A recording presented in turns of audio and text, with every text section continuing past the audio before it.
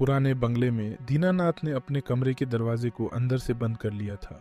ठंड से कांपते हुए उन्होंने अलाव जलाया और खुद को गर्म करने की कोशिश की। उनके मन में डर का साया छाया हुआ था, जैसे कोई अनदेखी शक्ति उन्हें घेर रही हो। अचानक एक कराहने की आवाज़ आई। यह आवाज़ इतनी करीब थी कि मानो कमरे के अंदर से ही आ रही हो। दीनानाथ की सांसें रुक सी गईं। उन्होंने चारों तरफ देखा, लेकिन कुछ नहीं दिखा। फिर से कराहने की आवाज़ आई, इस बार और जोर से।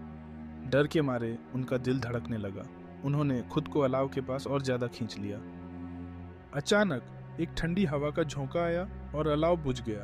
अंधेरे में डूबे कमरे में दीनानाथ ने देखा कि उनके बिस्तर के पास कुछ हिल रहा है। वह धीरे धीरे उठे और अपने आप को बिस्तर से दूर खींच लिया। उन्होंने देखा कि उनके बिस्तर के नीचे से एक हाथ निकल रहा है, पीला और लंबी उंगलियों वाला। दीनानाथ की आंखें चौड़ी हो गईं। तभी एक और आवाज आई। यह एक बच्चे की रोने की आवाज थी। आवाज बहुत ही कमजोर थी, लेकिन दीनानाथ उसे साफ सुन सकते थे।